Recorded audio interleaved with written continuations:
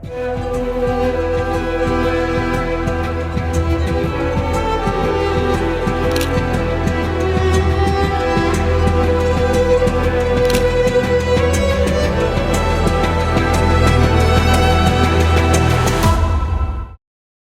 sekalian, perang Iran dan Israel semakin memanas, bereskalasi, dan kita belum tahu kapan akan berakhir.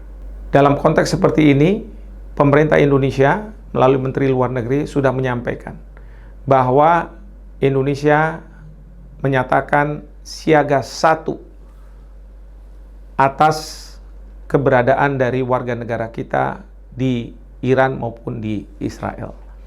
Apa makna dari siaga 1 ini?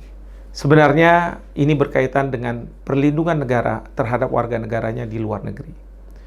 Dalam situasi perang, tentu ada warga negara kita yang berada di negara di mana sedang berkonflik. Dan pemerintah Indonesia sebagai kewajiban dalam Undang-Undang Dasar untuk melindungi segenap rakyat Indonesia harus melakukan evakuasi agar mereka bisa selamat. Nah, inilah yang sekarang dilakukan oleh pemerintah Indonesia untuk melakukan evakuasi, baik itu masyarakat kita di Iran, Teheran, kemudian juga di Israel. Pemerintah sudah menetapkan bahwa ada titik-titik tertentu untuk Israel, karena kita tidak memiliki hubungan diplomatik, maka yang dipilih adalah Yordania di Aman. Di sini nantinya pemerintah akan mengatakan bahwa masyarakat kita harus berkumpul dan dari sini kemudian akan dievakuasi. Dievakuasi bisa ke negara yang lebih aman, tapi bisa juga dievakuasi melalui pesawat udara kembali ke Indonesia.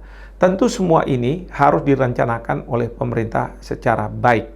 Dan dalam konteks pemerintah di sini, maka yang paling berperan adalah perwakilan kita di negara tersebut, karena mereka yang tahu lapangan.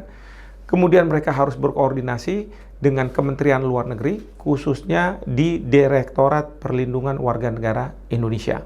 Lalu kemudian nanti Perlindungan Warga Negara Indonesia akan juga melakukan koordinasi dengan lembaga dan kementerian yang terkait untuk melakukan evakuasi terhadap warga negara kita. Mudah-mudahan hal itu bisa secara lancar dilakukan oleh pemerintah Indonesia. Meskipun saya yakin di lapangan pasti akan ada permasalahan-permasalahan. Salah satu dari permasalahan adalah apabila warga negara kita menikah dengan warga negara setempat. Pertanyaannya adalah apakah mereka akan mau dievakuasi atau mereka akan tetap di negara tersebut. Nah, ini menjadi permasalahan tersendiri. Lalu yang kedua juga apabila ada warga negara kita yang tidak mendapatkan informasi untuk berada pada titik kumpul sehingga mereka terlambat untuk dilakukan evakuasi.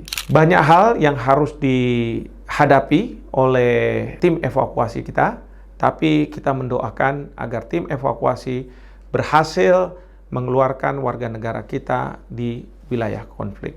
Dan tentu harus ada kerjasama dari warga negara kita di wilayah konflik untuk mau mengikuti panduan-panduan dan arahan-arahan yang disampaikan oleh tim evakuasi. Demikian.